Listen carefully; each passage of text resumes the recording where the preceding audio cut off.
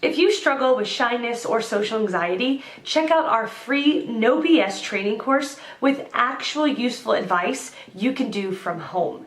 None of that just get out there nonsense. The link is in the description below. For now, let's get to today's question. The question, is shyness a mental illness? Answer by Rebecca Knowles. I almost always skip classes, except when I have to take exams, says another.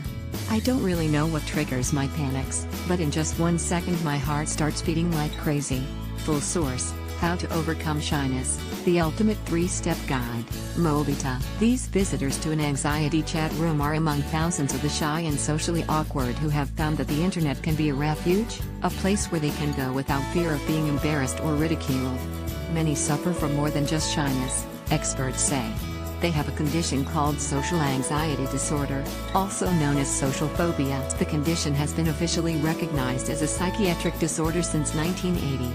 But it hit the headlines just last year, when the U.S. Food and Drug Administration gave the pharmaceutical giant Klein the green light to advertise the first drug for social phobia, Paxil, generically known as paroxetine. The drug maker launched a nationwide ad campaign with the slogan, "Imagine being allergic to people," but others worry that garden variety shyness could end up being labeled as a mental illness. Lynn Henderson, who directs the Shyness Clinic in California, and Philip Zimbardo, a psychologist at Stanford University, caution that medication is being promoted as a shyness cure-all, a magic pill, when the problem for many people is nothing more serious than inadequate social skills. Like any personality trait, shyness occurs across a spectrum from being uncomfortable at parties to being unable to leave the house for fear of being seen and judged by others. Social anxiety becomes a problem when it seriously interferes with people's ability to live their lives, says Jonathan Davidson, MD, professor of psychiatry at Duke University Medical Center's Anxiety and Traumatic Stress Program. To diagnose the condition, Davidson has developed a widely used inventory of 17 questions. A mini version of the test, he says, with only 3 questions, can correctly diagnose social phobia with 93% accuracy. The questions are, if people answer yes to at least 2 of these questions, says Davidson, they are probably phobic.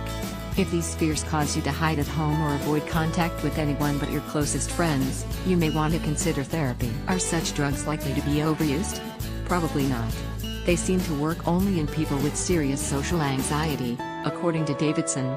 Paxil won't turn a normally shy person into a social butterfly, in other words.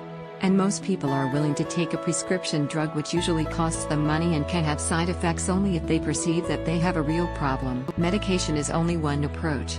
Psychotherapy can also help.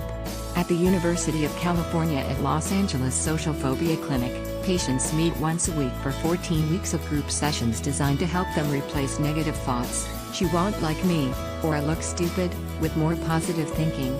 In behavioral therapy sessions, patients are put in anxiety-producing situations in order to diffuse their fears. Peter Jarrett is a contributing editor at Health and National Wildlife magazines. His work has appeared in Newsweek, National Geographic, Hippocrates, Men's Journal, Vogue, Glamour, and many other magazines. He lives in Petaluma, California. Answer by Dustin K. McDonald. No. While social anxiety disorder is defined in the DSM-V, it goes far beyond shyness into an illness that actively interferes with an individual's quality of life. You can see the DSM-V definition below. A persistent fear of one or more social or performance situations in which the person is exposed to unfamiliar people or to possible scrutiny by others. The individual fears that he or she will act in a way, or show anxiety symptoms, that will be embarrassing and humiliating. The exposure to the feared situation almost invariably provokes anxiety, which may take the form of a situationally bound or situationally predisposed panic attack. C. The person recognizes that this fear is unreasonable or excessive. D. The feared situations are avoided or else are endured with intense anxiety and distress. E. The avoidance, anxious anticipation, or distress in the feared social or performance situations interferes significantly with the person's normal routine, occupational, academic, functioning, or social activities or relationships, or there is marked distress about having the phobia. F. The fear, anxiety, or avoidance is persistent, typically lasting 6 or more months. G. The fear or avoidance is not due to direct physiological effects of a substance. E. G.